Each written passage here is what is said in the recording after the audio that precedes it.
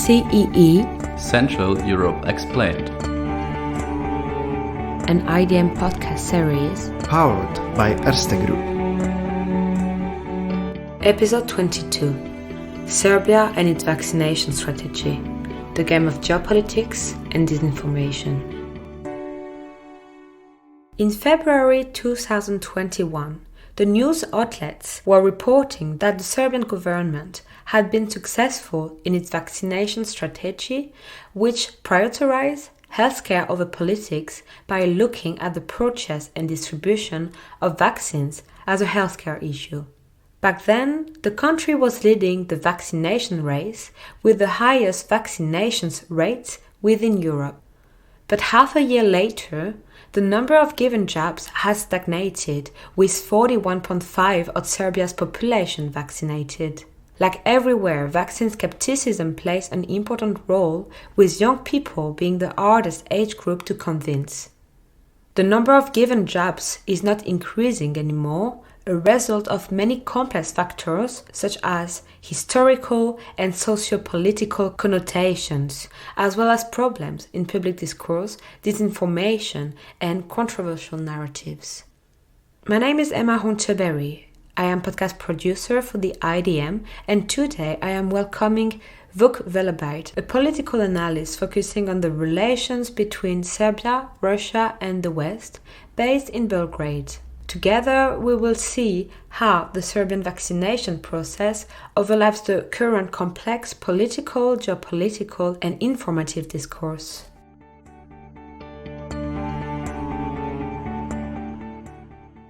Hi, Vuk. Thank you very much for joining us today. Hello, and thank you for hosting me today. So let me start with this.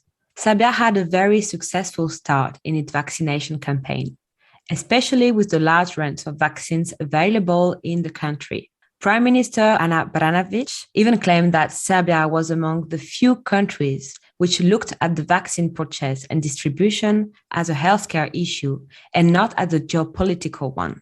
What does this show of the Serbs' early vaccination strategy? Basically, it was a healthcare issue, and of course that it is still a healthcare issue, and that is one perspective that we can have when we talk about vaccination process and everything related, how the government in Serbia looked at the pandemic and how they tried to overcome the pandemic. But from the beginning, it was also a geopolitical thing. Not only like from when vaccination started, but even before, like from March last year, when the state of emergency was introduced in Serbia, we had like a big geopolitical switch that Serbia made towards China. And Chinese presence in Serbia when it comes to so-called donations and humanitarian role that China had during the pandemic is something that changed a bit how Serbia is geopolitically positioned and which allies Serbia has or it makes, like in the East or in the West. Because there was absence of help which should come from the EU or maybe some Western partners, China used that opportunity to play like a better role in Serbia, and Serbia government accepted that new Chinese role and all the help that came from China. So from the beginning, it was kind of geopolitical thing, even though it was also like a health issue. But when vaccination started, the whole narrative that Serbian government created is that we are getting vaccines from China, that we have like a big friend in Chinese government. But even though Serbia paid all those vaccines and Serbian citizens do not know what is the price of Chinese help during the pandemic and speaking about vaccines. So it is both a health issue and geopolitical thing, even though Prime Minister and Serbian President are saying that we are doing everything to to save lives in Serbia, but that is not the thing that we're witnessing today. Thank you very much. And following what you just said, so Serbia has been allowing the use of various COVID-19 vaccines in the country, including, as you said, the Chinese Sinopharm and the Russian Sputnik, while they were not even under European laws yet. Now, the way that people did get these different jobs somehow illustrates different mentalities linked to historical and socio-political context. What would you say about it? I would say that the strategy of Serbian government in the beginning was a good one because they made like a gamification process out of vaccination. So in spite of asking people, would you like to get vaccinated or not? They offered different vaccines. So people had a chance to choose a vaccine according to their ideology or how they perceive the West or the East or Russia or China and their role in Serbia. So it was a good strategy, but everything that happened after that basically showed the lack of trust of Serbian citizens in Serbian institutions. Because when you do not trust what the doctors are saying, because you had like a plenty of doctors speaking on televisions with national frequency who were spreading conspiracy theories. When you have some government officials who were sending different messages regarding vaccination, that is also something that creates that anti-vax narrative. This opportunity for Serbian citizens to choose vaccines, it was very related to their beliefs and narratives they believe, because a lot of people who think that Russia is the biggest friend of Serbia, they got Sputnik. Those who believe that the West is Serbian, like most favored partner, or that the West is like the way which we should go, like pro-European, pro-Western way, those people took Pfizer, for example. And those who believe that China is the biggest ally of Serbia, they took Sinopharm. So it was very, very correlated with the beliefs. And that is a very unique thing that happened, I think, in Europe, because in other countries, especially in the European countries, citizens were only offered like vaccines that were approved by EU health authorities, and it was mostly Pfizer and AstraZeneca.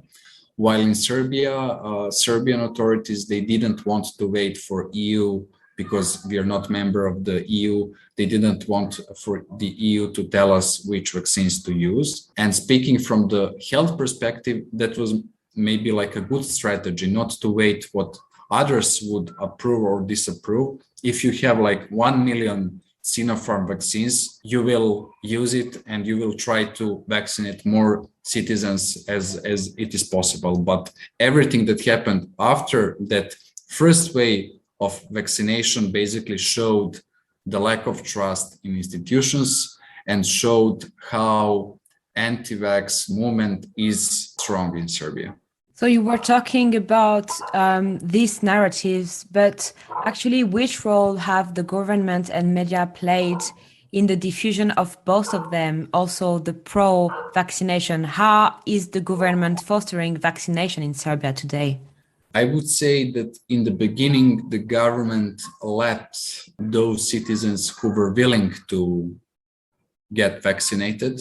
So you had the opportunity to sign in for vaccine that you would like to get, and it was that first wave was very strong. So I would say around of 30 to 40% of population got vaccinated in that first wave, but the government was not promoting the vaccination in the beginning. They just let people who would like to get vaccine to get it, and after all those who wanted on their own will to get vaccine, the vaccination process stopped. And there are few reasons for that.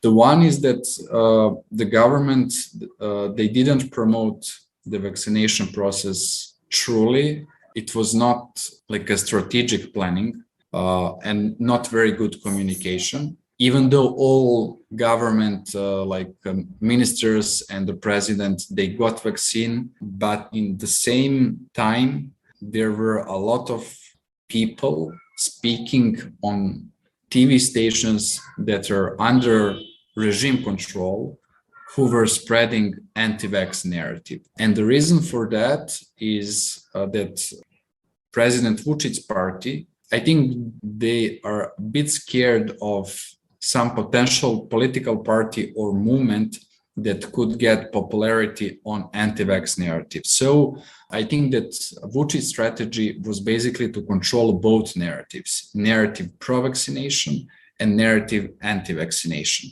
I'm saying that because I witnessed how that anti-vax narrative was created.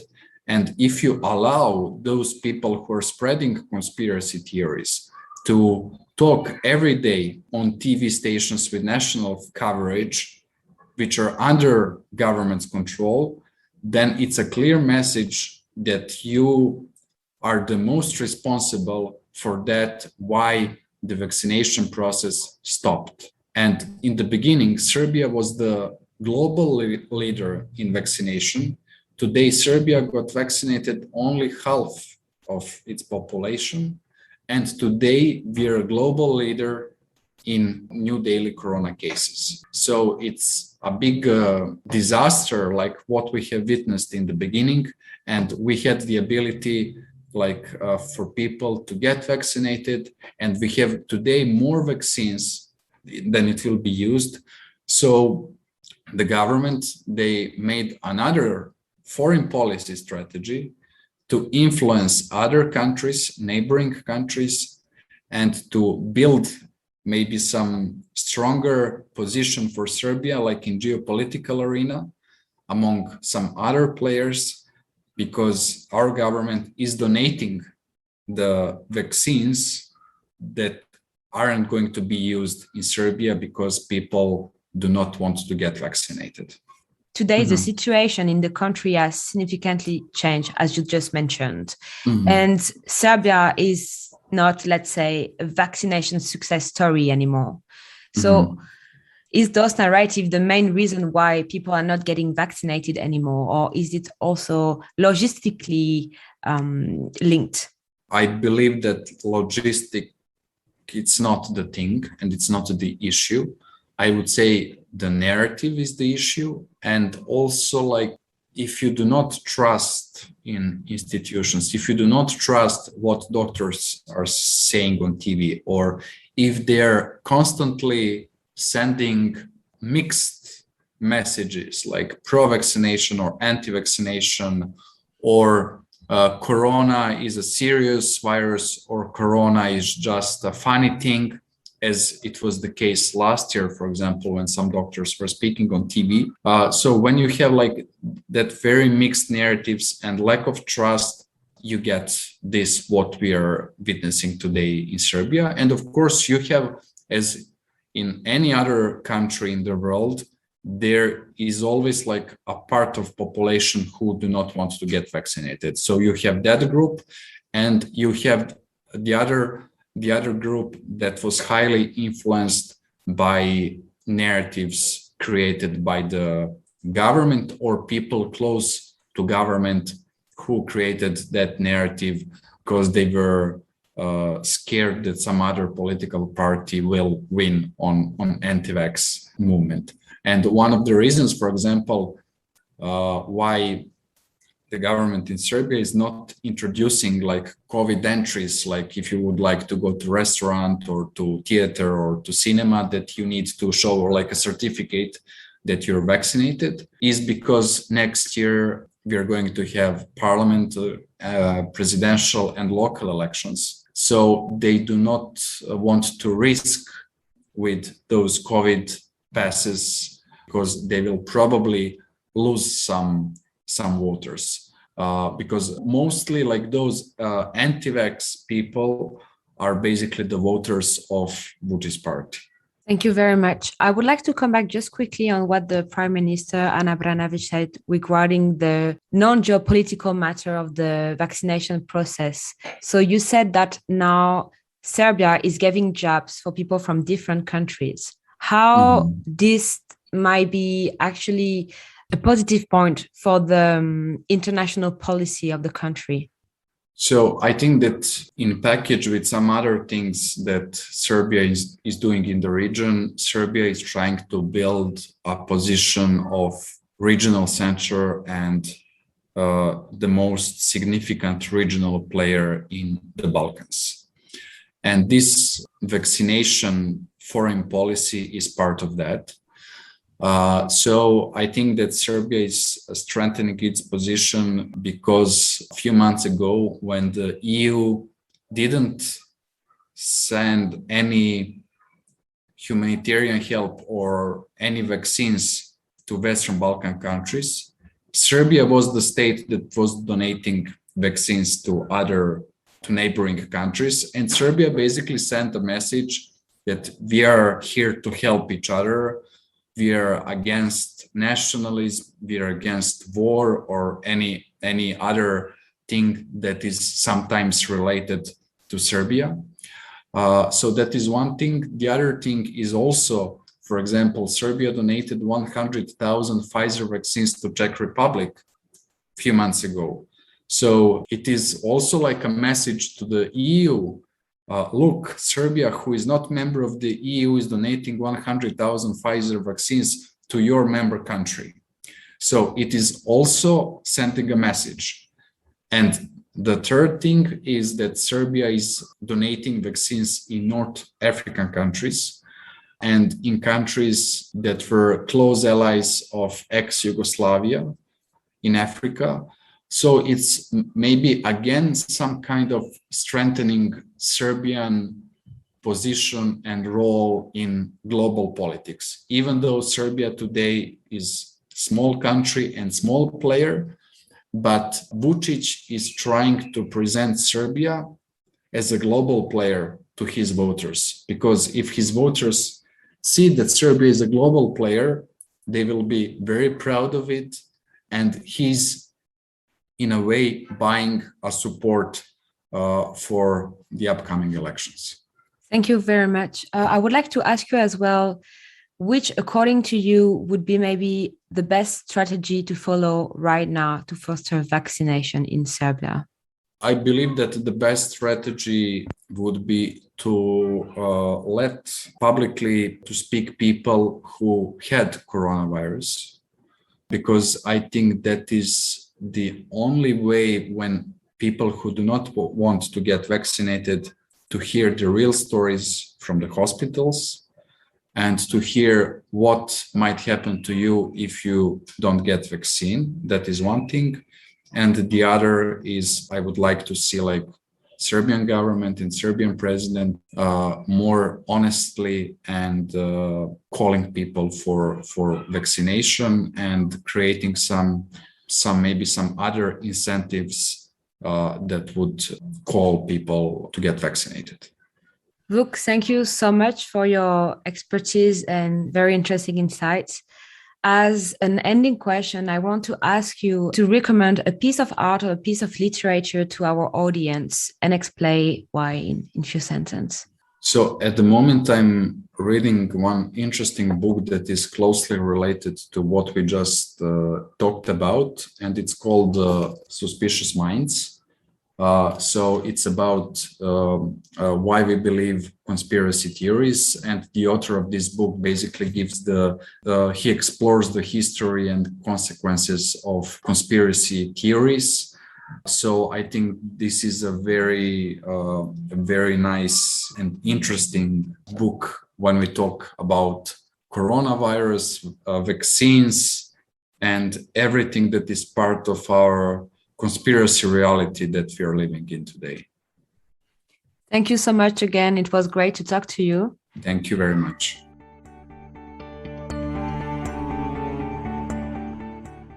So you enjoyed this podcast? Then tune into another CEE episode and subscribe to the IDM podcast series on Apple Podcast, Spotify, Acast, or elsewhere you get your podcast. And also, have a look at the rest of our work on our website www.idm.at. For any feedback or podcast collaboration, feel free to contact me at e.hontebeyrie@idm.at. The email is in the description below. This was CEE, Central Europe Explained, a podcast series produced by the Institute for the Danube Region and Central Europe, powered by Erste Group, with the ongoing participation of Daniela Paiden, Malvin Natalik, Daniel Martinek, and Sebastian Schäfer. Production and editing, Emma Hontebeyrie. Proofreading, Jack Gill. IDM Podcast. Institut für den Donauraum und Mitteleuropa. Institute for the Danube Region and Central Europe. European perspectives. Regional actions. Cooperation and expertise since 1953.